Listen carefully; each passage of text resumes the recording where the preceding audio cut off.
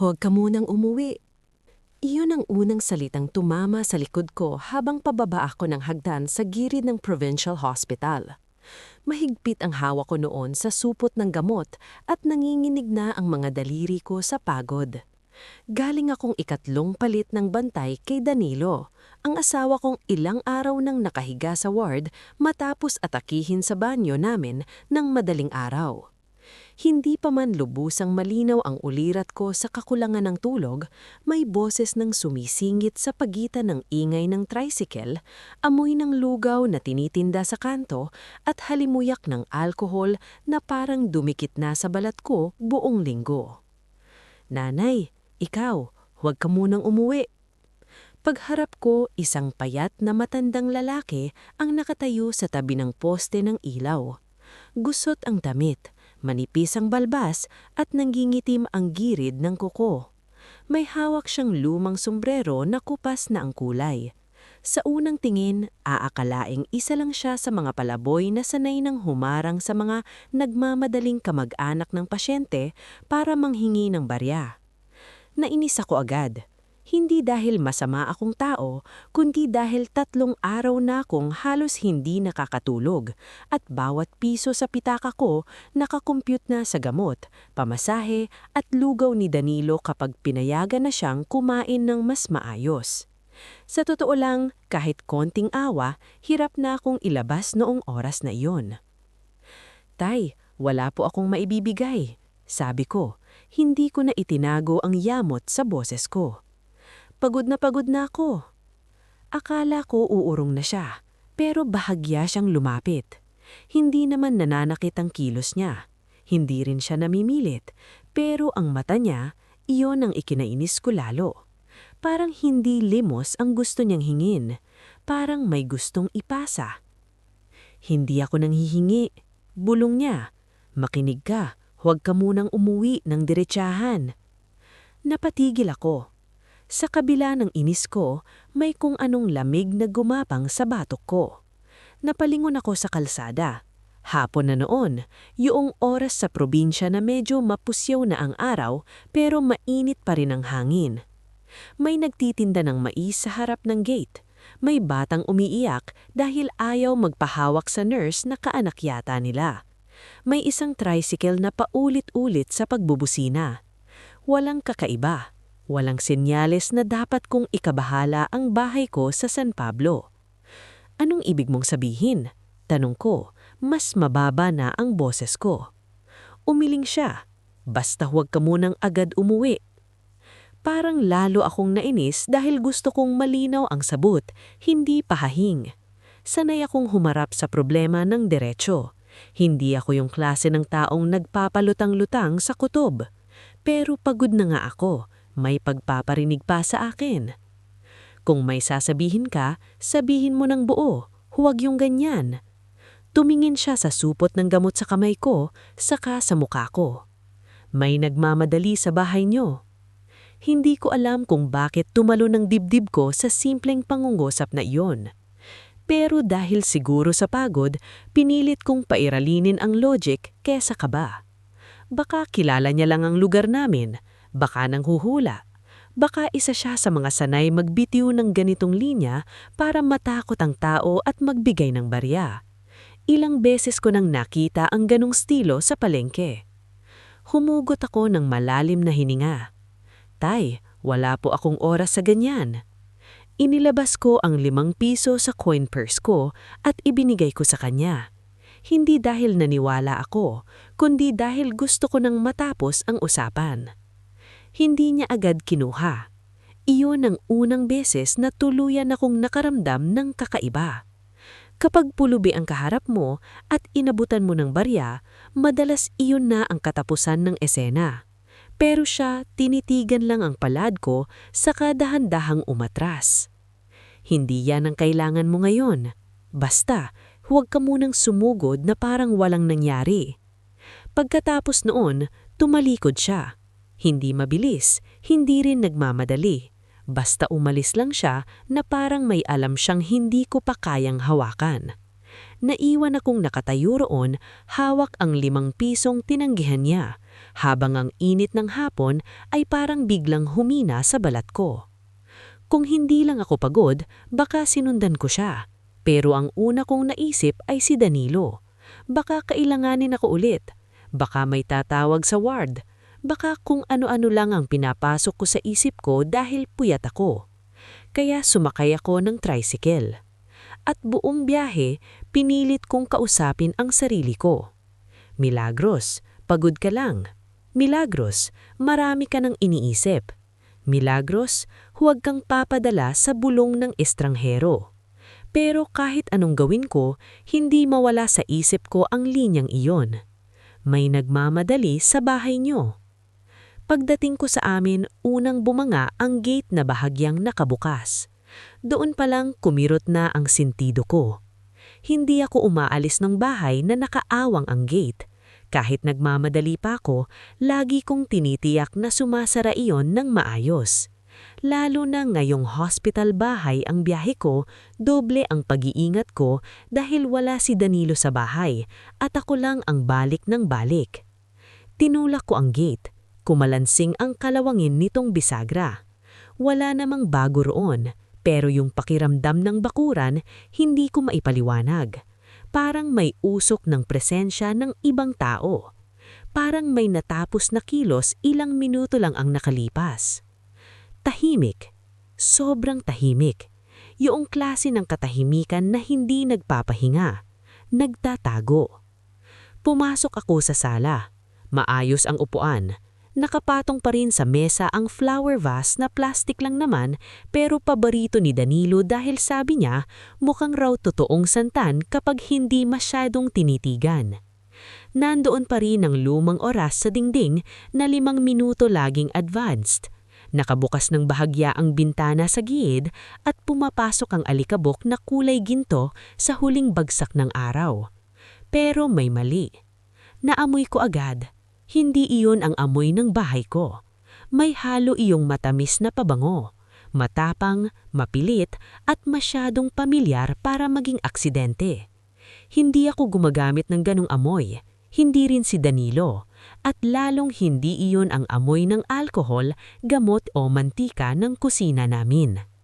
Dahan-dahan kong inilapag ang supot ng gamot sa mesa. Doon ko napansin na bukas ng bahagya ang drawer sa ibaba ng estante. Namlamig ang palad ko. Lumapit ako. Hinila ko iyon. Wala namang agad kakaiba sa laman, ilang resibo, lumang charger, kandila, posporo, envelope na may lumang litrato ni Danilo noong binata pa siya. Pero nang aayusin ko na sana, may nahulog na maliit na piraso ng papel. Dinampot ko. Punit na resibo. At sa ibabang bahagi, mababasa pa rin ang ilang salita kahit kalahati na lang ang natira. PAWNS, 18K brace, cash release. Parang may humampas na kahoy sa dibdib ko. Hindi ko agad naintindihan. Hindi ko agad nilalangkanan, pero may alam ang katawan bago pa umabot sa isip ang takot. May ginalaw sa bahay ko. At hindi iyon simpleng paghahalongkat lang. Napaupo ako sa gilid ng sofa. Kumakabog ang puso ko. Hindi dahil sigurado na ako sa nangyari, kundi dahil may bahagi sa akin na ayaw pang aminin ang direksyon ng kutob ko. Mabagal akong lumingon sa paligid. Maayos ang bahay. Sobrang ayos. At doon ako mas natakot. Dahil ang tunay na may kasalanan, hindi basta nagkakalat. Ang tunay na may plano, marunong mag-ayos bago umalis. At sa unang pagkakataon mula nang bumulong sa akin ang matanda sa ospital, naramdaman ko na baka huli na lang talaga akong nakaalam. Bago tayo tumuloy sa susunod na kabanata, makinig ka muna. Hindi ako agad umiyak. Marahil dahil may mga pagkakataon sa buhay na nauuna ang pamamanhid kaysa luha. Nakaupo lang ako sa sofa, hawak ang punit na resibo habang unti-unting dumidilim ang loob ng sala. Hindi ko agad binuksan ang ilaw, para bang kapag pinailawan ko ang bahay, magiging totoo na ang kutob ko. Paulit-ulit kong tinitignan ng maliit na piraso ng papel. Pawn shop, bracelet, cash release. 3 salitang sapat para magbukas ng pinto sa isip ko na pilit kong isinasara. Ang una kong naalala ay ang 2 kong manipis na bracelet na regalo sa akin ni Danilo noong ika-25 anibersaryo namin. Hindi iyon mamahalin sa tingin ng ibang tao. Hindi rin iyong klaseng isinusuot sa handaan, pero para sa akin, mahalaga iyon dahil halos hindi mahilig sa regalo ang asawa ko. Tahimik siyang lalaki, hindi marunong sa mga matatamis na salita. Pero nung inabot niya sa akin ang maliit na kahon nung gabing yun, sinabi niyang, "Pasensya ka na kung ito lang, pero gusto kong may nakikita kang paalala na hindi kita nakalimutan." Tumayo ako. Dumiretso ako sa kwarto namin. Sa taas ng kabinet, sa likod ng 2 nakatiplop na kumot, naroon ang maliit na bakal na kahon kung saan ko nilalagay ang mga hindi ko ginagamit araw-araw. Lumang singging, 2 bracelet, 1 pares ng hikaw ni Mama, at ilang papeles. Ilang beses ko nang ginagalaw iyon nitong mga nakaraang araw dahil nga nagbabayad ako sa ospital at kinukuha ko minsan ang mga resibo ng dating check-up ni Danilo. Pero nang ibaba ko ang kahon sa kama, kakaiba agad ang pakiramdam ko. Magaan. Mas magaan kaysa dati. Binuksan ko. Nandun ang hikaw ni Mama, nandun ang lumang singging na hindi nakasya sa akin, nandun ang mga lumang resibo at ID pictures.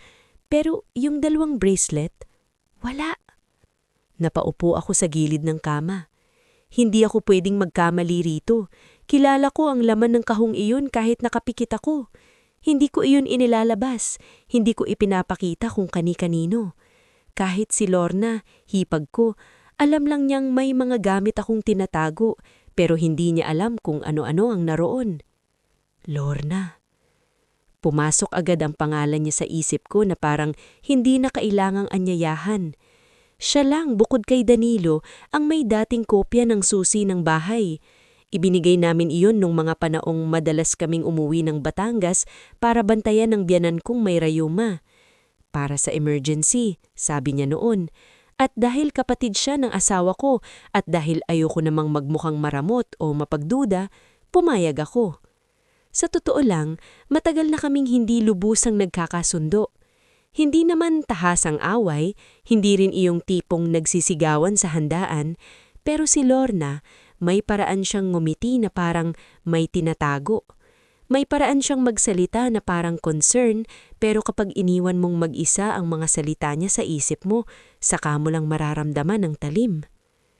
Buti ka pa, Ate Mila, hawak mo lahat ng papel. Ikaw talaga mas sinusunod ni Kuya kaysa sa amin. Mabuti na rin sigurong maaga mong inaayos ang mga gamit para kung may mangyari. Noon, pinapalampas ko lang, pero habang hawak ko ang bakanting kahon, bigla kong naalala ang bawat linyang binitiwan niya na binalot sa ngiti. Napatayo ako at inisa-isa ko ang kwarto. Hindi halatang ginalaw, hindi magulo, hindi mukhang pinasok ng magnanakaw, pero may mga maliliit na bagay na hindi na ibabalik ng eksakto kapag hindi mo sariling kamay ang gumalaw.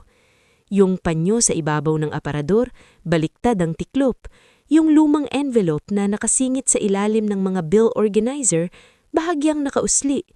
Yung tikip ng lotion sa tabi ng salamin, hindi mahigpit ang pagkasara. Maliliit na bagay, pero babae ako ng sarili kong bahay. Alam ko ang galaw ng katahimikan dito. Binunot ko ang nakausling envelope. Maputi iyon noon, pero ngayon medyo naninilaw na sa katagalan. Sa ibabaw, sulat kamay ni Danilo ang nakalagay. Lot papers, photocopy only. Hindi ko agad binuksan, humigpit muna ang hawak ko sa gilid ng papel. Bakit gagalawin iyon? Hindi naman iyon ang orihinal. Photocopy lang iyon ng lumang titulo ng lupa na minana pa ng magkakapatid nila sa Calauan. Yung lupang ilang beses nang tinag-usapan pero hindi pa naman naipagbibili dahil may proseso pa at hati-hati pa sa mana. Nang binuksan ko ang envelope, hindi naman wala ang laman pero may kulang sa dating ayos. May isang kopya na bahagyang nakalabas sa pagkakatupi at may clip mark sa itaas na parang kinabit iyon sa ibang papeles. Sa likod ng huling pahina, may nakasingit na kalahating piraso ng billing statement sa ospital. Pangalan ni Danilo, room number, halagang due. Hindi ako gumalaw ng ilang segundo. Doon sumulumbong ang dalawang bagay na ayaw kong pagdugtungin. Missing bracelet, hospital bill, opened envelope of lot papers. Hindi pa iyon prueba. Alam ko iyon. Hindi ako pwedeng tumalon agad sa paratang. Baka si Danilo mismo ang naglabas iyon dati pa at hindi lang nasabi sakin. Baka may ibang dahilan. Baka ako ang naghalo-halo ng papeles sobrang puyat. Pero kahit anong dahilan ng ibato ko sa sarili ko, hindi mabura ang isang katotohanan. May pumasok sa bahay ko nang wala ako. At ang taong iyon, hindi random. May alam kung saan titingin. May alam kung ano ang hahanapin. Huminga ako ng malalim at lumabas ng kwarto. Sa kusina, kumuha ako ng basong tubig. Nanginginig ang kamay ko kaya tumunog ang iyelo sa pitsyel. Nagsalin ako pero halos hindi ako nakainom. Sa lababo napansin ko ang isa pang bagay na hindi ko inaasahan. May maliit na piraso ng tissue na itinupi at naiwan sa sulok malapit sa basurahan. Hindi ako mahilig sa mababang pagdududa, pero nung gabing iyon bawat maliit na bagay parang may sariling boses. Dampot ko ang tissue. Sa ilalim yun, may gusot na papel na hindi tuluyang naitapon sa basurahan. Parang minadaling isiksik at hindi na isagad. Binuklat ko. Bahagi iyon ng hospital statement. Pareho sa nasa envelope, ngunit sa gilid may sulat ng ballpen.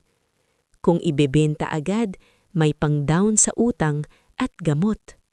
Hindi ko alam kung kaninong sulat kamay iyon, pero alam kong hindi akin at lalong hindi kay Danilo. Napahawak ako sa gilid ng lababo. Nagsimula akong makaramdam ng galit pero hindi yung maingay, hindi yung sumisigaw, yung galit na tahimik at mabigat. Yung parang malamig na bakal na unti-unting ipinapasok sa dibdib mo. Sino ang may lakas ng loob na pumasok sa bahay ko nang wala ako, gumalaw ng gamit ko at magbilang ng pwede nilang isanla o galawin habang nasa ospital ang asawa ko? At bakit pakiramdam ko hindi ito unang beses na may nag-isip para sa amin nang hindi kami kinakausap? Napatingin ako sa orasan. 7:00 na. Gusto kong tawagin si Lorna agad. Gusto kong marinig ang boses niya. Gusto kong tanungin ng diretsyo kung pumunta ba siya sa bahay. Pero may pumigil sa akin. Hindi ko pa kayang magpakita ng baraha. Kung siya nga, hindi siya aamin sa simpleng tawag. At kung hindi siya, ako ang magmumukhang naghahabol sa sariling hinala. Kaya ang ginawa ko, umupo ako sa mesa. Kumuha ko ng lumang notebook kung saan ko sinusulat ang schedule ng gamot ni Danilo at mga gastusin sa ospital. Sa isang malinis na pahina, isinulat ko ang lahat ng nakita ko. Gate na nakaawang, amoy ng pabangong hindi akin, punit na resibo ng pawn shop, missing 2 bracelet, opened envelope of lot papers, hospital statement with handwritten note. Pagkatapos kong magsulat, saka ko naramdaman ang pagbigat ng gabi. Hindi ako basta nawawala ng loob. Marami na akong dinaanan, pero iba ang takot kapag bahay mo mismo ang pinasok, kapag gamit mo ang ginalaw, kapag may taong marunong gumamit ng sandali ng kahinaan mo. Bago ako matulog, kung matutulog man ang tawag doon, nilagyan ko ng silya ang likod ng pinto. Luma at medyo katawa-tawa sigurong tingnan sa iba, pero nung gabing iyon gusto kong marinig kahit ang pinakamahinang kaluskos. At bago ko pinatay ang ilaw, tumingin ako sa madilim na sala at inamin sa sarili ko ang unang bagay na matagal ko nang iniiwas. Hindi ako kinakabahan dahil may nawawalang gamit.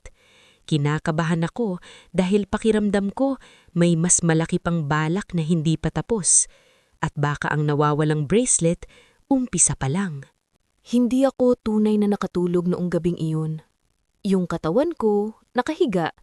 Pero ang isip ko paikot-ikot sa kisame, sa drawer, sa envelope, sa punit na resibo, Sa amoy ng pabangong hindi ko maalis sa ilong kahit ilang beses ko nang binuksan ng bintana. Ilang beses akong nabising sa konting kaluskus lang ng yero sa labas. Ilang beses kong hinawakan ang cellphone ko para sana tawagan si Lorna, tapos ibinababa ko rin. Bago mag-alasimpa ng umaga, bumangon na ako. Malamig pa ang sahig. Tahimik pa ang kapitbahayan, maliban sa tilaok ng tandang sa likod bahay ni Mang Pilo at sa malayong ugong ng unang jeep na dumadaan sa highway. Nagsaing ako kahit wala naman akong ganang kumain.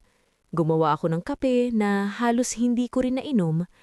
Nakagawian ko na iyon kapag may pinapasan akong hindi ko masabi kahit kanino. Ginagaya ko ang normal para lang hindi ako tuluyang lamunin ng kaba. Pagkatapos kong magligpit, tiningnan ko uli ang bakal na kahon. Wala pa rin ang 2 bracelet. Hindi na kutubang tawag doon. May kumuha talaga.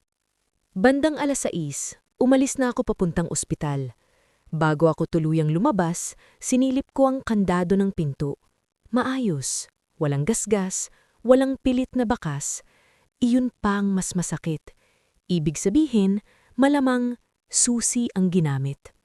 At kung susi ang ginamit, lalo lang lumiit ang listahan ng mga taong dapat kong tingnan.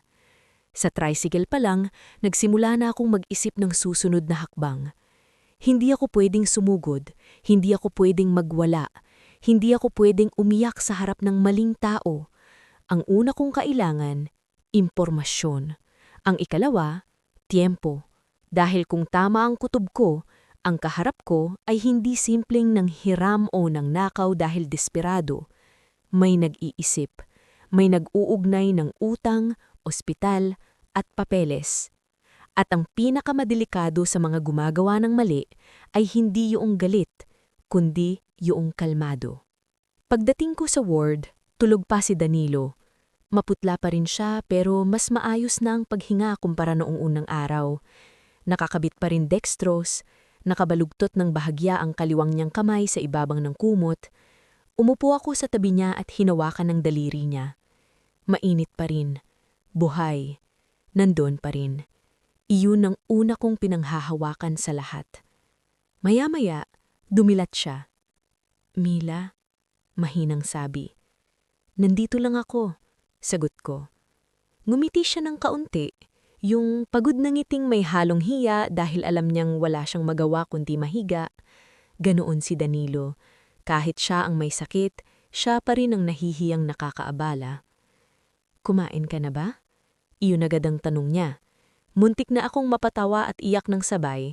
Ganyan siya kahit kailan. Kahit kalahating katawan niya ang nangihina noon, ako pa rin ang inaalala. "Oo," nagsinungaling ako. "Ikaw, kamusta pakiramdam mo?" Nahihilo pa rin minsan, pero mas okay na yata. Tumulong akong iangat siya ng kaunti. Inayos ko ang unan niya. Nagpunas ako ng konting pawis sa gilid ng noo niya. Tahimik lang muna kami. May ibang bantay sa kabilang kama na marahang nagbabalat ng dalandan. May amoy ng gamot at luga sa buong ward.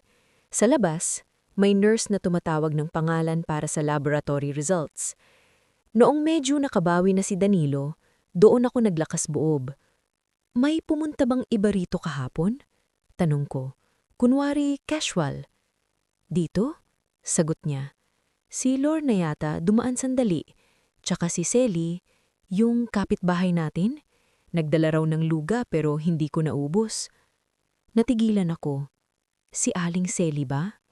Kapitbahay naming halos araw-araw kong nakakausap. Yung babaeng pinaghihiraman ko ng sibuyas kapag nauubusan ako. Yung mahilig magkwento sa tapat ng gate tungkol sa anak niya na nasa Dubai at sa maintenance niya na laging delayed. Mabait sa harap, madaldal, pero hindi ko kailanman inisip na may kinalaman sa mga bagay na itinatago sa loob ng bahay ko. "Bakit?" tanong ni Danilo. Napansin mahalam ang mukha ko. "Wala," sabi ko agad. "Tinatanong ko lang kung may dumadalaw." Tahimik siya sandali, saka parang may naalala. "Mila? Ano? May pinapirmahan ba tayo dati?" "Anong pinapirmahan?" Hindi ko maalala. Noong isang araw yata, o kahapon, basta may hawak na papel si Lorna. Sabi niya para raw sa billing, para mapabilis kung kailangan ng guarantee. Nahihilo ako noon, hindi ko masyadong mabasa. Parang biglang kumitid ang word sa paligid ko. Napapabagal ang naging paghinga ko pagkatapos niyang sabihin iyon. Kailangan kong kontrolin ang mukha ko. Kailangan kong hindi siya madagdagan ng stress. Pero sa loob ko, parang may malamig na tubig na ibinuhos mula ulo hanggang likod. Pumirma ka ba? Tanong ko. Hindi ko maalala ng buo. Pinikit niya sandali ang mata niya. Parang may pinirmahan ako. O baka initial lang. Ewan, hilo ako noon. Hindi ko alam kung ano ang una kong mararamdaman. Galit, takot, o awa. Kilala ko ang asawa ko. Hindi siya padalas-dalas sa pirma. Kahit simpleng courier, binabasa niya muna. Pero kung sinabi niyang hilo siya, naniniwala ako. Noong unang gabi ng pagka-confine niya, halos hindi maayos ang salita niya sa pagod at epekto ng gamot. Kung may lumapit sa ganoong sandali na may papel at sinabing para iyon sa ospital, malamang nagtitiwala siyang proseso lang iyon. At kung totoo iyon, mas malaki ang problema kaysa nawawalang alahas sa bahay. May gumagalaw sa pangalan niya. Humigpit ang hawak ko sa gilid ng kama. Naalala mo ba kung anong itsura ng papel? Umiling siya ng dahan-dahan. Puti lang. Marami yatang nakasulat. Sabi ni Lorna kailanan daw kasi baka hingian tayo ng approval sa... Ewan ko, nahilo na ako uli. May nurse ba nandoon? Hindi ko maalala. Sa isip ko, sunod-sunod na tanong ang nagsisiksikan. Anong papel? Kaninong pirma? Totoo bang billing? May witness ba? Original ba o potokopya? May notaryo ba? May pwedeng magpatunay kung anong oras iyon? At bakit si Lorna ang gumagalaw sa mga papeles na dapat ako ang unang nakakaalam? Pero hindi ko pwedeng itanong lahat kay Danilo sa isang upuan. Kita agad ako ang pagod sa mukha niya. Kaya ngumiti ako, yung ngiting pinipilit maging normal. Sige, hanggang dito ka na lang, sabi ko. Hindi ko natatapusin ang sasabihin sana ko. Pero ang totoo, noon pa lang ako totoong natakot. Dahil hindi na ito tungkol sa simpleng pagnanakaw ng gamit sa bahay. May posibleng pirma ng nasangkot. May papeles, may access, at may taong marunong pumili ng eksaktong sandali kailan kami pinakamahina. Paglabas ko sa ward para bumili ng tubig, nadaanan ko ang station ng nurses. Gusto kong magtanong agad, pero pinigilan ko ang sarili ko. Kailangan kong maayos ang approach. Hindi pwedeng padalas-dalas, hindi pwedeng puro emosyon. Sa galitong usapin, kapag mali ang tanong mo, wala kang mapapala. Habang naglalakad ako sa hallway, naamoy ko ulit ang pabangong matapang na pamilyar. Napalingon ako. Sa dulo ng koridor, may babaeng naglalakad palayo. Hawak ang handbag, mabilis ang hakbang, at kahit likod lang ang nakita ko, kilala ko ang tindig. Si Lorna. Hindi ko siya tinawag. Hindi ko alam kung dahil sa takot o dahil sa unang pagkakataon, may mas malamig na bahagi sa akin na nagsabing, hindi pa. Huwag muna. Hayaan mong hindi niya alam na gising ka na. Doon mismo sa hallway ng ospital, habang ang ilaw na fluorescent ay masyadong maputi sa balat at ang tunog ng rubber shoes ng nurses ay paulit-ulit na humahaplo sa sahig, may nabuo akong desisyon. Hindi na ako kikilos bilang hipag na nahihiya. Kikilos ako bilang asawang bantay sa pangalan ng asawa ko. At mula sa araw na iyon, kada kilos, kada papel, kada susi, bibilangin ko. Dahil kung sino man ang nagsimulang gumamit ng kahinaan namin bilang pagkakataon, hindi na niya uulitin iyon nang hindi ko nalalaman. At sa unang pagkakataon, simula nang marinig ko ang bulong ng matandang lalaki sa labas ng ospital, naintindihan ko na ang ibig sabihin niya. Hindi niya ako pinipigilang umuwi dahil may nakawan lang. Pinipigilan niya akong umuwi nang hindi inosente. Dahil ang bahay na babalikan ko, hindi na basta bahay. Isa na itong lugar ng ebidensya. Pagbalik ko sa bahay ng gabing iyon, hindi na ako iyong milagros na nanginginig lang sa kutob. tahimik pa rin ang paligid. May nagkukwentuhan sa kabilang kanto, may tunog ng kutsarang tumatama sa kawali mula sa bahay ni na Aling Sabel at may amoy ng sinunog na bawang na humahalo sa hangin. Ordinaryo ang lahat sa labas, pero sa loob ko, alam kong hindi na ordinaryo ang anumang susunod. Hindi na ako nagsayang ng oras. Inilabas ko ang punit na resibo ng pawn shop at pinagtabi ko sa mesa ang lahat ng nakita ko noong isang gabi. Ang handwritten note, ang envelope ng photocopy ng lupa at ang listahan ko ng mga napansin. Inayos ko ang mga iyon na parang hindi ako simpleng may bahay, kundi isang taong kailangang magpatunay muna bago magtiwala sa sariling galit. Minsan, hindi sapat ang kutob, lalo na kung pamilya ang kaharap mo. Kailangan mong makita ang buto ng kasinungalingan bago mo matawag na bangkay ang nililibing nila. Kinabukasan, bago ako pumunta sa ospital, dumaan muna ako sa pawn shop na nasa resibo. Hindi ko pa sigurado kung iyon nga ang branch dahil punit ang papel at kalahati lang ang nababasa. Pero may isang sanglaan sa bayan na may kaparehong kulay ng logo at kaparehong format ng print sa resibong hawak ko. Pagpasok ko, sinalubong ako ng malamig na hangin mula sa lumang aircon at amoy ng papel, alahas at metal. Tahimik ang lugar, may isang lalaking nakaupo sa gilid, hawak ang claim stub at may teller na nakauniporme na abala sa pagtatype. Lumapit ako sa counter. "Ma'am," sabi ko sa babae, "may itatanong lang sana ako." Nakangiti siya, profesional ang galaw, pero halata ring sanay sa mga taong may bitbit na pag-aalinlangan. Ipinakita ko ang punit na resibo. "May paraan po ba para malaman kung sa branch ninyo ito nanggaling?" Tiningnan niya ang papel. "Mukhang sa amin nga po ang format, ma'am, pero kulang po kasi ang details." "May nakasulat pong bracelet," sabi ko. "May nawawala po kasi akong gamit sa bahay." Agad siyang tumingin sa akin ng mas mabuti.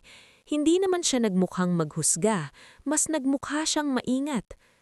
"Kung kayo po ang owner ng item, kailangan po may proof at proper process bago kami maglabas ng kahit anong info." Tumanggo ako. Inasahan ko na yon. Hindi ako nagpunta para mag-eksena. Nagpunta ako para sukatin kung gaano kalapit ang kutob ko sa totoong pangyayari.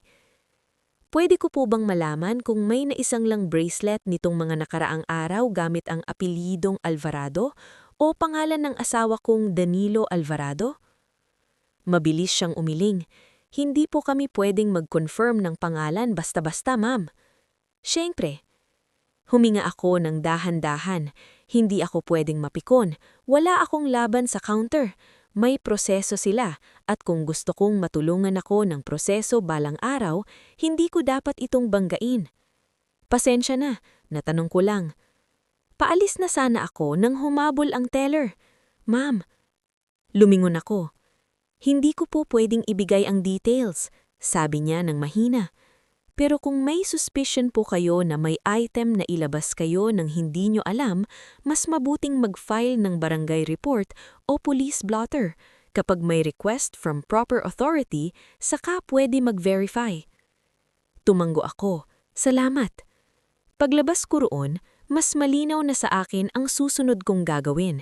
Hindi ko muna haharapin si Lorna, hindi ako sasabog sa bahay nila, hindi ako tatawag para makipag-away. Ang unang kailangan ko ay papel na mas matibay kaysa boses. Dumaan muna ako sa tapat ng bahay bago mag-ospital at doon ko nakita ang hindi ko inaasahan. Si Aling Seli. Nasa tapat siya ng gate namin, kunwari nagdidilig ng mga paso niyang santan. Nang makita niya ako, ngumiti siya agad, yung normal niyang ngiti na parang walang anumang pwedeng ikabahala sa mundo. "Oh, Mila! Galing ka na naman sa ospital?" Tanong niya. "Oo," sabi ko. "Naku, kawawa naman si Danilo. Nagdasal talaga ako kagabi para sa inyo." Matagal ko nang kilala si Aling Seli. Ang mga ganitong salita, normal na sa kanya. Pero ngayong alam kong dumalaw siya sa ospital at alam niyang nasa bahay siya ng halos parehong oras araw-araw, parang iba na ang tunog ng concern niya. "Salamat," sabi ko. "Kayo pala, nakadaan sa ospital?"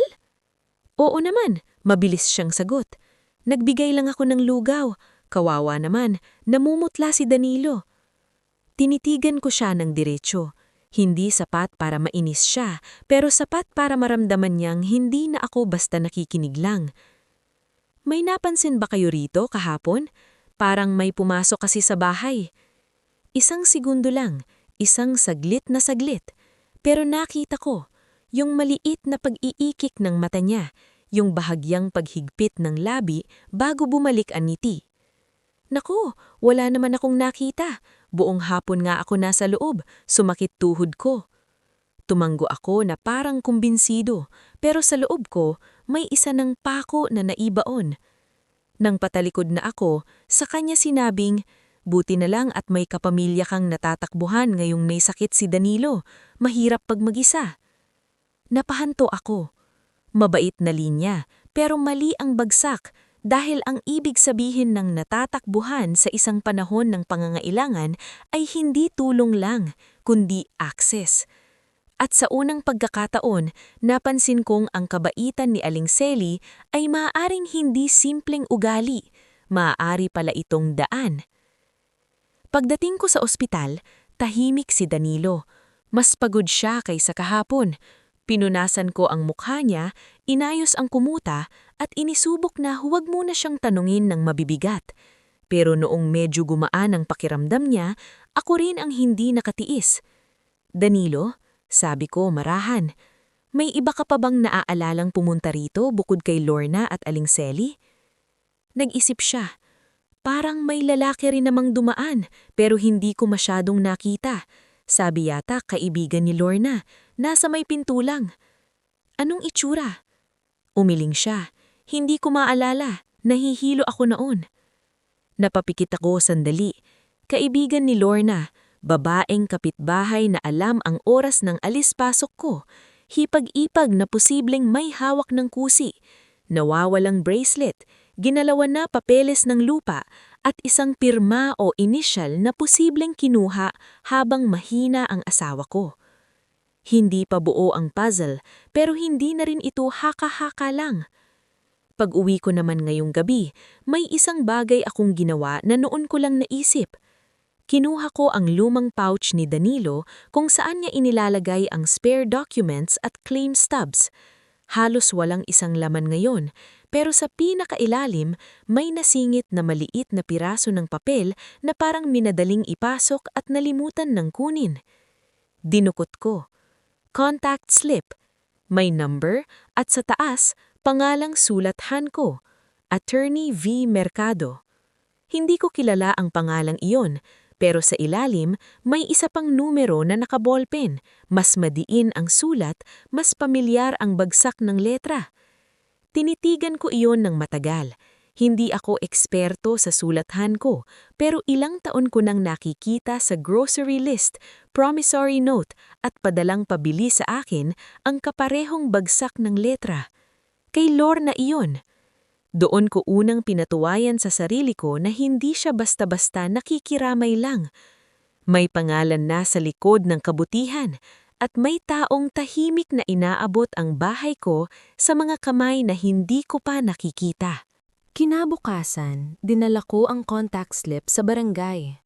Hindi para agad magreklamo ng buong kwento. Hindi pa. Ayokong munang bumitaw ng paratang na wala pang lakip na matibay na basehan. Pero gusto kong magsimula sa pinakasimpleng totoo. May pumasok sa bahay ko nang wala akong panintulot. May nawawalang gamit at may indikasyon na ginagalaw ang papeles namin habang may sakit ang asawa ko. Ang barangay hall ay gaya pa rin ng dati. Mainit kahit umaga. May lumang electric fan sa sulok na parang hinihika. At may amoy ng papel, pawis at alikabok na matagal nang hindi naaalis sa kahoy na mesa. Nakaupo roon si Kagawad Nestor. Kilala ako dahil ilang taon na rin kaming magkabarangay. "O Mila, kumusta si Danilo?" tanong niya. "Hinihina pa rin po," sagot ko. "May ipapablatter lang sana ako." Bahagya siyang tumuwid sa upuan. Inilahad ko ang kaya kong ilahad nang hindi ako mukhang padalos-dalos. Nawawalang bracelet, nakaawang gate, mga papeles na ginalaw, posibleng may gumamit ng duplicate key o lumang susi. Hindi ko muna pinangalanan si Lorna. Hindi ko rin isinama si Aling Selly. Hindi dahil pinoprotektahan ko sila, kundi dahil alam kong ang maling timing sa pangalan ay pwedeng magpatibay sa depensa nila. Pagkatapos naming mag-usap, binigyan niya ako ng kopya ng blatter entry. Mas mabuti ring palitan mo na ang kandado ninyo, sabi niya. At kung may specific kang suspect, bumalik ka agad. Tumanggo ako. Sa unang tingin, maliit lang ang iyong panalong iyon. Isang blatter entry lang, isang papel na may oras at petsa. Pero para sa akin, mahalaga iyon. Ibig sabihin, may unang hakbang na akong hindi base sa emosyon. May record na. Paglabas ko ng barangay hall, may bahagyang gaan sa dibdib ko. Akala ko iyon na ang umpisa ng pagbalik ng kontrol. Nagkamali ako. Dahil pagdating ko sa ospital, may hinihintay na sa akin na mas mabigat. Nasa tabi ng kama ni Danilo, si Lorna. Nakaayos ang buhok, may bitbit na prutas at may mukha ng kapatid na mapagmalasakit. Nang makita niya ako, gumiti siya agad, parang walang anumang dapat ikailang. "O Ate Mila," sabi niya, "buti dumating ka. Kakausap lang namin ng nurse." "Talaga?" Sagot ko, pilit pantay ang boses. "Oo, may ilang papeles daw na kailangang ayusin para sa billing at kung sakaling kailanganin ng transfer kapag lumipat sa mas murang facility." Parang may lamalamig na bagay na dumaan sa tadyang ko. "Kailan pa nagkaroon ng usapang transfer?" Tanong ko. Nagkibit balikat siya. Siyempre, praktikal lang. Ang mahal kaya rito. Hindi ako agad sumagot. Lumapit ako kay Danilo at inilapag ang dala kong tubig at lugaw. Pagkatapos, saka ko siya hinarap si Lorna. "Ako ang asawa," sabi ko. "Ako ang kakausapin sa ganyang bagay." Gumiti pa rin siya, pero numipis iyon. "Concerned lang naman ako." Concerned. Napakaaliwalas pakinggan ng salitang iyon kapag wala kang dahilan para pagdudahan ng tao. Pero sa puntong iyon na mismo ang salitang kinomumuhian ko. "Anong papeles?" Tanong ko. Bago pa siya sumagot, may lumapit na staff mula sa cashier section. "Ma'am Milagros Alvarado? Ako po. May concern lang po sa authorization submitted yesterday." Parang natanggalan ako ng hangin. "Anong authorization?" Iniabot niya sa akin ang photocopy. Hindi ko kailangan maging abogado para maramdaman agad ang panganib. Papel iyon na sinasabing pinapahintulutan daw ni Danilo Alvarado ang sinumang representative of the family na mag-follow up, mag-request at tumanggap o mag-submit ng supporting documents kaugnay sa billing at related financial arrangements. Hindi iyon eksaktong bentahan, hindi rin direksyong paglilipat ng ari-arian, pero sapat iyon gamitin bilang tulay, lalo kung hahaluan ng ibang papel sa labas ng ospital. At sa ibaba, may pirma. Hindi perpekto, hindi buo, nanginginig. Pero kay Danilo nga. Napatingin ko si Lorna. Hindi siya umiimik. "Kanino nanggaling ito?" Tanong ko sa staff. "Turned over po kahapon ng family representative." "Sino?" Tiningin siya kay Lorna saka agad umiwas. Hindi niya kailangang sumagot. Naramdaman ko ang maliit na panalo ko noong umaga, yung blatter, yung unang pormal na hakbang na parabang biglang lumiit sa harap ng mas malaking sabit na ito. Dahil habang tahimik akong nag-iingat, may nauna na pala silang kilos. May hawak na silang papel at pirma iyon ng asawa kong mahina at hilong-hilo. Hindi ito valid para kahit anong outside transaction. At mula ngayon, ako lang ang kakausapin ninyo. Tahimik ang staff. Tumanggo siya. "Noted po, ma'am." Pero sa totoo lang, ang noted na iyon ay hindi sapat para pakalmahin ako. Pagkaalis ng staff, tahimik kaming tatlo. Si Danilo, halatang pagod at nalilito. Ako, pilit hindi sumasabog. At si Lorna, nakatayo pa rin doon na parang biktima ng maling pagkaintindi. Ginawa ko lang yan para mapabilis ang proseso. Kung wala kang tiwala ate, problema mo na yon. Hindi ko na siya pinatulan. Dahil doon ko nakita ang mas malaking larawan. Hindi siya gagawa ng ganyang kilos kung wala siyang kumpiyansang may susunod pang aakma sa papel na iyon. Ibig sabihin, may ibang naghahanda sa labas ng ospital. At ang authorization na hawak niya ay hindi dulo. Simula pa lang iyon. Akala ko ng mga oras na iyon, si Lorna na ang sentro ng lahat. Nagkamali na naman ako. Minsan, ang masakit sa pagtataksil ay hindi yung unang pangalan na pumapasok sa isip mo, kundi yung pangalawa. Yung hindi mo inaasahan dahil matagal mo nang pinapapasok sa araw-araw mong buhay. Nagsimula iyon sa isang simpleng detalye. Pagka-uwi ko mula ospital, nadantan kong nasa gate si Aling Selly. Hindi na siya nagdidilig. Wala ring hawak na timba o paso. Nakatayo lang siya roon, parang may hinihintay. Pero nang makita akong paparating, agad siyang ngumiti. "Oh, nakauwi ka na pala," sabi niya. "Bakit po?" tanong ko. "Wala lang, akala ko kasi gabi ka na ulit." Maliit lang na pangungusap, halos walang laman sa pandinig ng ibang tao. Pero sa akin, sapat iyon para tumunog ng kakaiba. Paano niya nalaman na madalas akong gabi na umuwi? Oo, kapitbahay siya. Pero nitong mga huling araw, halos hindi na ako dumaraan sa tapat ng maayos. Ospital, bahay, palengke, ospital ulit. Kung walang espesyal na pagbabantay, hindi mo mapapansin ng ganoon ka-eksakto ang oras ng alis at balik ko.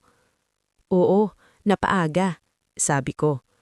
Mabuti naman," sagot niya. "Mahirap din kasing iwang walang tao ang bahay." Halos pareho ang bagsak ng linya sa sinabi niya noon. Mahirap iwang walang tao ang bahay. Natutunan na akong makinig hindi lang sa salita, kundi sa paulit-ulit na tema. Hindi ako nagpaalam agad. Sa halip, ngumiti ako ng bahagya at sinabing, "Salamat sa concern, Aling Selly. Siya nga pala, may nakita po ba kayong pumapasok dito kahapon o nung isang araw?" "Naku, wala talaga. Saka ako, hindi ko naman tinitignan ng bahay ng may bahay." Magandang linya sana iyon kung hindi niya agad idinugtong ang isang bagay na hindi ko naman sinabi. "Basta ingatan mo na lang yung mga papel-papel. Alam mo naman, kapag may nagkakasakit, maraming sumasabay na problema." Parang may malamig na kuko na dahan-dahang dumampi sa batok ko. Hindi ko kailanman ikinuwento sa kanya ang tungkol sa mga papel. Hindi ko binanggit ang envelope. Hindi ko sinabi ang titulo. Hindi ko ipinaalam ang otorisasyon sa ospital. Kaya, paano niya nasabi iyon? Napatitig ako sa kanya at sa unang beses, hindi na ako nagkunwaring hindi ko narinig ang sablay. "Anong papel-papel?" tanong ko. Nahuli siya. Hindi halata sa mga walang pakialam, pero halata sa akin. Isang iglap na natuyo ang ngiti niya. Isang saglit na naghanap ang mata niya ng ligtas na sasabihin. Yun sa ospital, saka mga bayarin," sagot niya. "Yun ang ibig kong sabihin." Tumunggat ako. Kunwari naniwala. Pero pagpasok ko sa bahay, alam ko na. Hindi si Lorna lang. May nagsasabi ng kilos ko. May nagbabantay ng oras ko. May nagdadala ng impormasyon mula sa labas papuntang loob ng pamilya. At ang pinakamasakit, ang taong iyon, ilang taon ko nang pinaghihiraman ng toyo. Noong gabing iyon, hindi ako umiyak. Tahimik akong umupo sa sala at tinignan ng bahay na matagal kong inalagaan. Ang kortinang ako ang pimili. Ang aparador na hinulugan ko ng bayad buwan-buwan. Ang mesa kung saan kami sabay kumain ni Dalilo kahit simpleng tuyo at kamatis lang ang ulam. Hindi pala kailangang basagin ng pinto para mapasok ang tahanan mo. Minsan, sapat ng kabisado ng iba ang oras ng kahinaan mo. At doon ko naiintindihan ang tunay na laban ko. Hindi ito away pamilya lang. Hindi rin ito simpleng inggit ng hipag. Ito ay tahimik na pagsasabwatan ng mga taong umaasa na mapapagod ako bago ko mabuo ang katotohanan. Pero mali sila.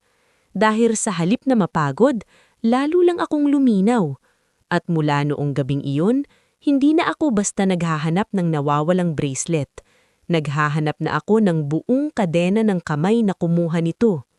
Mula nang nakumpirma ko sa sarili ko na hindi lang si Lorna ang gumagalaw, mas naging maingat ang bawat kilos ko. Hindi na ako basta lumalabas ng bahay nang walang sinusulat. Hindi na ako basta nagbubukas ng usapan nang walang iniipong detalye. Hindi ko rin hinahayaang ako ang unang magsabi ng alam ko. Dahil kapag masyado kang maagang nagsalita, natuturuan mo lang ang kalaban kung paano magsinungaling ng mas maayos. Kaya ang ginawa ko, tahimik akong naghigpit. Unang-una, pinalitan ko ang kandado sa gate at pinto nang hindi ko ipinapaalam kahit kanino. Maaga akong lumabas kinabukasan, bago pa gumising ng buo ang mga kapitbahay at dumiretso ako sa hardware sa bayan. Habang pinapalitan ng karpintero ang lock set, sinabi ko lang na may nawala akong susi. Hindi ko na dinugtungan. Sa ganitong panahon, kahit ang simpleng paliwanag, pwedeng maging daan ng tsismis. Ikalawa, binalikan ko ang barangay para idagdag sa record na may possibility ng unauthorized access gamit ang lumang susi at may concern sa possible misuse of documents habang mahina ang asawa ko sa ospital. Hindi pa rin ako nagbitiw ng pangalan sa blotter, pero humingi ako ng payo kay Kagawad Nestor kung paano ako makakapadequest ng written statement mula sa ospital, kung sino ang nag-turnover ng authorization at anong oras iyon na ipasa. Mila, sabi niya, habang nakatukod ang siko sa mesa, kung gusto mong tumibay to, huwag ka munang makipag-away. Kunin mo muna ang papel. Tumanggo ako. Iyon din ang balak ko. Mula barangay, dumiretso ako sa ospital. Hindi ako dumaan agad sa ward. Una akong tumungo sa billing section. May bahagyang kaba sa sikmura ko habang hawak ko ang kopya ng blotter at isang sulat kamay kong request na ma-check kung sino ang nag-submit ng authorization at kung may witness ba o supporting note ang pirma ni Danilo. Hindi naman ako binigyan agad ng buong detalye, pero may isang clerk na mahinahong nagsabi, "Ma'am, may receiving log po kami at noted po roon kung sino ang nag-abot." "Sino po?" tanong ko, pilit kalmado. "Hindi ko po pwedeng i-announce basta, pero pwede po kayong gumawa ng formal request bilang spouse." Gumawa ko agad. Naupo ako sa gilid ng mahabang upuan sa hallway, sumulat sa puting papel na ibinigay nila, at doon ko naramdaman kung gaano kabigat ang pakikipaglaban sa katahimikan. Walang dramatic music, walang biglang haharang para kumontra, kundi puro upuan, ventilador, photocopy, pirma, at paghihintay. Pero sa totoo lang, iyon ang mas nakakapagod. Dahil sa bawat minutong lumilipas, hindi mo alam kung may nauna na namang hakbang ang kaliba. Nang makabalik ako sa ward, gising si Danilo, ngunit tahimik. Halata ang pagod sa mukha niya. Hindi ko muna siya binigatan. Pinainom ko siya ng tubig, inayos ang kumot, saka ko lang ikinuwento ng bahagya. Pinalitan ko na ang kandado sa bahay, sabi ko. Bahagya siyang tumanggo. Mabuti. May inaayos lang akong ilang papeles sa labas, dagdag ko. Napapikit siya sandali, saka marahang nagsalita. Pasensya ka na, Mila. Napatingin ako sa kanya. Bakit? Pakiramdam ko na damay kita sa gulo. Kung hindi ako inatake, walang sasamantala sa kalinagasan. Humugot ako ng malalim na hininga. Hindi ikaw ang may kasalanan. Ang may kasalanan, yung mga marunong sumingit sa kahinaan ng may sakit. Hindi na siya sumagot, pero nakita kong namasa ang gilid ng mata niya. Minsan, mas mabigat pang tignan ng hiya ng mabuting tao kaysa sa papang ng tuso. Pagkatapos kong maayos si Danilo, lumabas ako para bumili sana ng lugaw. Sa tapat ng kantin, narinig ko ang isang boses na pamilyar, si Aling Selly. Hindi niya ako nakita agad dahil nakatalikod siya. May kausap sa telepono. Oo, napaaga siya kahapon, kaya hindi natuloy. Oo, napalitan na yata ang kandado.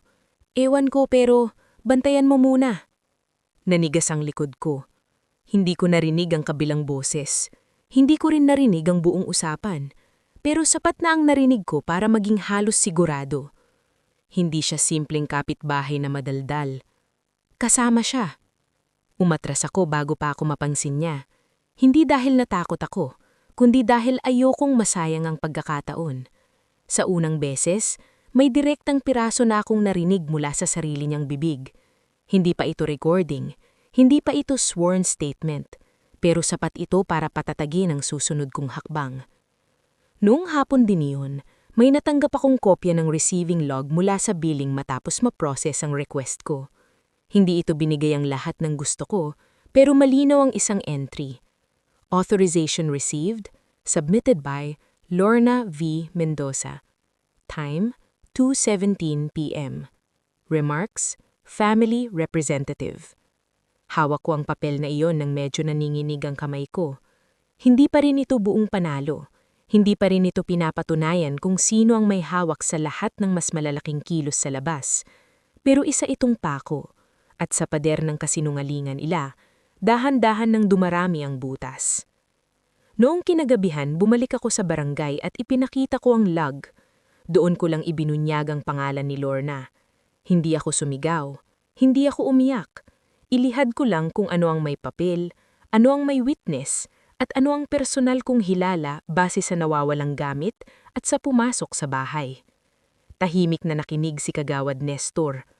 Mas mabuti, sabi niya, na magpa-schedule ka na ng purumal na pag-uusap sa barangay. Hindi para makipag-away, para mailatag sa record. Hindi ba maaga? Tanong ko. Kung gusto mong tumuro sila, kailangan nilang maramdaman na hindi ka na nag-iisa sa alam mo. Pag-uwi ko, pagod na pagod ako, pero iba na ang pagod na iyon. Hindi na yung pagod ng taong kinakain ng kaba, kundi pagod ng taong unti-unting humahawak sa dulo ng rubed. At sa gitna ng katahimikan ng bahay, sa ilalim ng ilaw na maputla sa dining area, tumingin ako sa listahan ng mga hawak ko na. Blotter, changed locks, receiving log sa ospital. Narinig kong tawag ni Aling Selly, punit na pawn shop receipt, missing bracelets, opened lot papers, questionable authorization. Hindi pa tapos, pero hindi na rin silang malayang gumalaw. Dahil mula nung magsimula kong manahimik ng tama, sila na ang unti-unting natataranta. At sa mga taong sanay sa lihim na galaw, walang mas nakakahina kaysa maramdaman nilang may nakakakita na sa dilim. Ang schedule ng barangay meeting ay itinapat makalipas ang 2 araw. Hindi ko iyong sinabi kay Danilo sa buong detalye. Sapat na sa kanyang sabihing may inaayos akong problema para hindi na lumaki. Hindi pa kaya ng katawan niya ang bigat ng buong istorya at ayoko ring lumalang pakihamdam niya dahil sa sama ng loob. Pero sa totoo lang, alam kong hindi na talaga maiiwasang lumaki iyon. Ang tanong na lang ay kung sino ang unang bibigay. Magaang tingnan ng barangay hall mula sa labas. Kulay krema ang pader, may mga paso sa gilid at may mga batang naglalaro ng tansan sa tapat. Pero pagpasok mo roon ng may dalang katotohanang dudurog sa sarili mong pamilya, parang iba ang timpla ng hangin. Mabigat, mainit. Nakakakaba kahit wala namang dapat ikatakot kung wala kang kasalanan. Nauna akong dumating. Kasama ko ang envelope ng mga kopya. Receiving log mula ospital, blotter entry, litrato ng bagong kandado, listahan ng missing items, at sulat kamay kong chronology ng mga pangyayari. Hindi ako abogado, hindi ako marunong sa magagarbong salita, pero natuto akong ilagay sa ayos ang totoo. Dumating si Lorna, nakaayos ang buhok at may bitbit na bag na parang galing lang sa palengke at napadaan. Ilang minuto pagkatapos niya, pumasok si Aling Selly. Doon ko unang nakita ang bahagyang pag-aalangan sa mukha ni Lorna. Marahil, hindi niya inaasahang ipapatawag ko rin ang kapitbahay naming matagal niyang maaaring ginamit na mata at tenga. Naupo kami sa magkakahiwalay na silya. Si Kagawad Nestor ang namamagitan. Magsimula tayo sa simple, sabi niya. Walang sigawan. Kung sino ang may sasabihin, diretsuhin. Tumingin siya sa akin. Inilahad ko ang lahat. Hindi mabilis, hindi rin dramana. Mula sa bulong ng matandang lalaki sa ospital, sa nakaawang na gate, sa nawawalang bracelet, sa opened envelope ng lot papers, sa authorization sa billing, sa receiving log, at sa narinig kong tawag ni Aling Selly sa ospital. Noong una, panay-iling lang si Lorna. Concern lang ako. Paulit-ulit niyang sinabi, lahat ginagawa kong concern. Iyon na naman ang salitang iyon. Concern. Pero nung inilapag ko ang kopya ng receiving log sa mesa, doon siya natahimik ng saglit. At itong authorization? Tanong ko. Concern din? Ayaw ko lang na mahirapan si kuya sa proseso. Sagot niya. Bakit hindi ako ang kinausap mo? Tanong ko. Wala siyang ayusing sagot. Lumipat si Kagawad Nestor kay Aling Selly. Ikaw naman, may alam ka ba sa pagpasok sa bahay? Umiling siya agad. Wala po, wala akong alam dyan. Bakit mo nasabi kay Mila na iingatan ng mga papel-papel nila kung wala kang alam sa mga papel? Tanong ko. Napatigil siya. Maliit lang na tanong, ngunit ang totoo, iyon ang pinakamatulis. Dahil ang kasinungalingan, kaya pang pagandahin kapag malaki ang usapan. Pero kapag detalye ang piniga mo, doon bumibigay ang hindi nagsanay sa mahabang depensa. Nasabi ko lang naman po iyon dahil alam kong may sakit si Danilo. Sabi niya. Paano mo nalaman ang tungkol sa mga papel? Ulit ko. Tahimik. Tumingin siya kay Lorna at doon ko nakita ang unang bitak. Hindi sa boses, hindi sa luha, kundi sa tingin. Mga taong matagal nang nagkakaintindihan ng hindi nagsasalita, nahuhuli sa tingin kapag naipit. Sinandal ni Kagawad Nestor ang likod sa upuan. Mas mabuting sabihin niyo na ang totoo dahil kung lalabas pa to sa mas formal na reklamo, mas lalaki. Hindi agad sinabi ni Lorna, pero si Aling Selly, siya ang unang nagpakawala ng pagod na hininga. Ako lang naman ang nagsabi ng oras kung kailan umaalis si Mila. Hindi ko alam na aabot sa ganyan. Parang may tumunog sa loob ng tenga ko. Hindi dahil hindi ko na inaasahan, kundi dahil iba pa rin pala kapag narinig mo na mismo. Hindi mo alam? May nawawala sa bahay ko. May ginalaw na papeles. May pinirmahang authorization habang mahina ang asawa ko. Hindi mo alam? Namula siya. Sabi ni Lorna, para lang maoyos ang gastos, para hindi kayo mabaon sa utang. Napatingin ako kay Lorna. Doon siya sumabog, hindi sa sigaw, kundi sa pagmamadaling ipagtanggol ang sarili. Ano bang gusto mo, Mila? Hayaan kayong lumunod sa utang? May nag-aalok na ng advance para sa parte ni Kuya sa lupa. Hindi pa naman bentahan agad, usapan pa lang. At yung bracelet, ibabalik ko rin naman sana kapag makaahon. Hindi na niya natapos. Dahil doon na lumabas ang hindi niya sinasadyang aminin. Advance, lupa, bracelet. Hindi ko na kailangang hugaan. Hindi lang alahas ang target. Sinusubukan na nilang ihanda ang daan para sa parte ni Danilo sa lupa na hindi pa naman pwedeng galawin ng walang wastong pag-uusap at pahintulot. May nakatanggap ka ng pera? Tanong ni Kagawad Nestor. Nanahimik si Lorna. Anong ibig sabihin ng advance? Tanong ko. Wala pa ring sagot, pero sapat na ang katahimikan niya. Minsan, ang pinakamatibay na revelasyon ay hindi galing sa pag-aamin, kundi sa pagkapit ng bibig kapag alam mong tama ang tanong. Ipinatawan ni Kagawad Nestor ang barangay secretary para i-record ang sinabi ni Aling Selly at ang mga linyang binitiwan ni Lorna sa harap naming lahat. Hindi sworn affidavit pa, pero opisyal na nota sa mediation record. Sapat na para hindi na nila mabura sa simpleng pag-urong bukas. At doon ko naramdaman ang tunay na bayad ng tahimik na kasakiman. Hindi yung bigla ang paghihira, kundi ang unti-unting pagkaladkarad ng sarili nilang salita papunta sa ilaw. Pagkatapos ng meeting, lumabas si Aling Selly nang hindi makatingin sa akin. Si Lorna naman ay matigas pa rin ang panga, pero halatang naguguluhan na ang loob.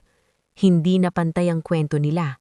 At sa ganitong klase ng sabwatan, doon nagsisimula ang pagbagsak.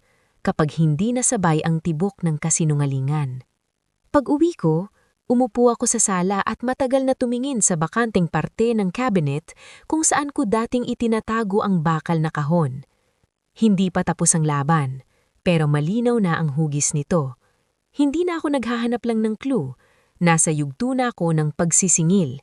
At hindi sa sigaw, kundi sa eksaktong halaga ng pinsalang ginawa nila sa bahay, sa pangalan ng asawa ko at sa tiwalang binali nila habang abala kong bumantay sa ospital. Maraming tao ang akala kapag napatunayan mo na ang ginawa sa iyo, doon na nagtatapos ang laban. Hindi totoo yon. Sa totoo lang, doon pa lang nagsisimula ang pinakamahirap na bahagi, ang pag-aayos ng nasira nang hindi mo sinasakripisyo ang sarili mo sa pagpapatawad na hindi pa naman karapat-dapat ibigay. Matapos ang mediation sa barangay, mas bumilis ang kilos ng mga nangyayari. Hindi dahil biglang bumait ang mga taong sangkot, kundi dahil naramdaman nilang hindi na pwedeng ibalot sa concern ang lahat. May record na, may sequence na, may papel na pwedeng sundan, at sa sandaling pumasok ang katotohanan sa kahit simpleng opisyal na tala, hindi na iyon tanoon kadaling burahin. Sa tulong ng barangay at ng isang legal aid volunteer na nirefer sa akin ng social worker sa ospital, nalaman ko ang tamang susunod na hakbang. Hindi pwedeng ibenta ni Lorna ang parte ni Danilo sa lupang minana nang hindi malinaw ang consent, lalo na kung may kondisyon ng pagmamay-ari at wala pang formal na settlement sa magkakapatid. Yung advance na tinanggap niya mula sa isang pakilala ng contact na may pangalang ATV Mercado, hindi iyon malinis na transaksyon, kundi delikadong pangunguna sa bagay na hindi naman niya kontrolado. Mas mahalaga, ang authorization na pinapirmahan kay Danilo sa ospital ay pwedeng questionin dahil sa kondisyon niya noong oras na iyon at sa limitadong saklaw ng papel. Ibig sabihin, hindi iyon lisensya para galawin ang ari-arian, alahas o anumang dokumento sa bahay. Hindi man ito agarang esena ng pagkakakulong o sigawan sa kalsada, may isang bagay na mas mabigat para sa mga taong umaasa sa tahimik na pandaraya. Napilitan silang umatras sa sulat at bayad. Sa susunod na 2 linggo, sunod-sunod ang ginawa naming hakbang. Na-freeze ang anumang usapang advance na may kaugnayan sa parte ni Danilo.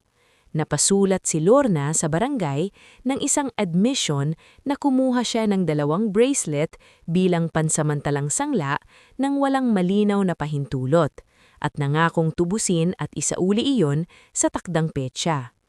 Napasama rin sa kasunduan ang reimbursement ng mga fees na lumabas dahil sa pag-aasikaso ko ng mga papeles at sa pagpapalit ng kandado sa bahay. Si Aling Selly naman, inamin sa written note na nagbibigay siya kay Lorna ng impormasyon tungkol sa oras ng alis at balik ko sa paniniwalang nakakatulong sa gastusin. Hindi iyon sapat para burahin ang ginawa niya, pero sapat iyon para putulin ko ng tuluyan ang anumang karapatan niyang makisangkot pa sa buhay ko. May mga nagsabi sa akin pagkatapos, buti na lang at hindi mo na ipinakulong. May mga nagsabi ring, pamilya pa rin yan. At may ilan din nagsabi ang pinakakinamumuhian kong linya sa buong panahon iyon. Hayaan mo na, ang mahalaga na ibalik. Pero hindi ganoon kasimple ang totoo. Dahil may mga bagay na kapag ninakaw, pwedeng tubusin. Ang bracelet, oo. Ang pera, marahil. Kahit ang kandado, napapalitan. Pero ang tahimik na pakiramdam ng pagiging ligtas sa sarili mong bahay, hindi iyon agad na ibabalik. Kaya hindi ako nagkunwaring maayos na ang lahat. Nung araw na naibalik sa akin ang mga bracelet, hindi ako umiyak. Inilapag lang iyon ni Lorna sa lamesa sa barangay hall. Nasa maliit na plastic pouch, halos hindi makatingin sa akin. Hindi siya lumuhod, hindi siya humaghulgol, wala ring mahabang drama. At mas gusto ko iyon, dahil ang tunay na pagsingil ay hindi laging maingay. Minsan, sapat nang makita mong napipilitan ng taong ng abuso na isa-isang buhatin pabalik ang bigat ng ginawa niya. "Pasensya na," mahinang sabi niya. Tinitigan ko siya. Maraming taon ng pagiging hipag. Maraming handaang magkatabi kami sa mesa. Maraming beses kong pinabayaan ang maliliit na tusok sa pananalita niya dahil ayokong maging dahilan ng gulo sa pamilya ni Danilo. Pero may hangganan pala ang pagiging matiisin. At ito na ang huli. Hindi dahil galit pa rin ako, kundi dahil natuto na ako. Wala na akong idinugtong.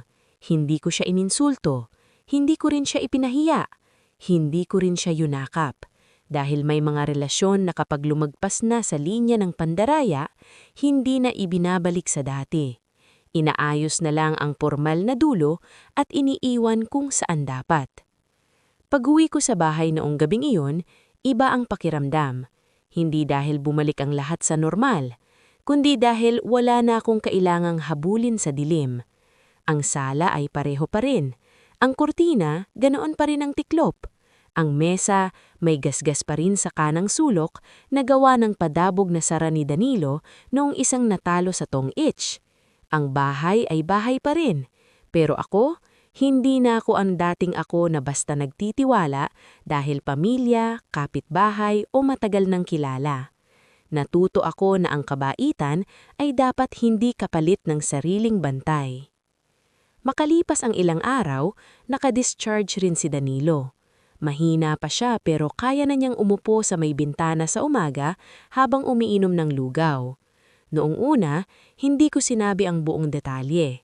Pero isang hapon, habang pumapasok ang sinag ng 4:00 sa sahig ng sala at tahimik ang buong bahay, ikinuwento ko rin sa kanya ang lahat. Hindi agad siya nagsalita. Matagal lang siyang tumingin sa bakuran, sa bagong kandado ng gate, sa lumang paso ng santan na ako ulit ang nagdilig. Pagkaraan ng ilang minuto, sinabi niya, "Akala ko noon ang pagpoprotekta sa pamilya ay ibig sabihin lagi mong pinagbibigyan." Umupo ako sa tabi niya. "Mali pala," dagdag niya. "Minsan, pinoprotektahan mo ang pamilya sa paglalagay ng hangganan sa mga taong sumisira rito." Hindi ako sumagot agad.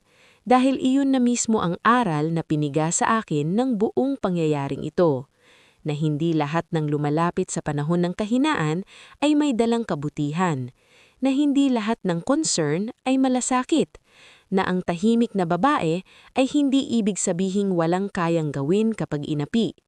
At ang tahanan, para manatiling tahanan, kailangang bantayan hindi lang laban sa mga nanakaw, kundi laban sa mga taong gumagamit ng tiwala, siyang susi. Kung umabot ka hanggang dito, gusto kong malaman mo na minsan, ang tunay na pagganti ay hindi pagpapalaki ng eksena, kundi ang pagtanggi na hayaang makuha nila ang dapat sana ay sa iyo, ang dangnal, ang bahay, at ang kapayapaan ng isip. Kung gusto mo ng mas marami pang kwentong ganito, yung dahan-dahan pero tumatagos, may aral pero hindi minadali, mag-like, share at subscribe ka. At mag-comment ka rin. Ano ang mas mahirap ibalik kapag nasira? Pera, tiwala, o katahimikan sa loob ng bahay? Dahil ako, alam ko na ang sagot at hindi na ako papayag na may kumuha pa noon muli.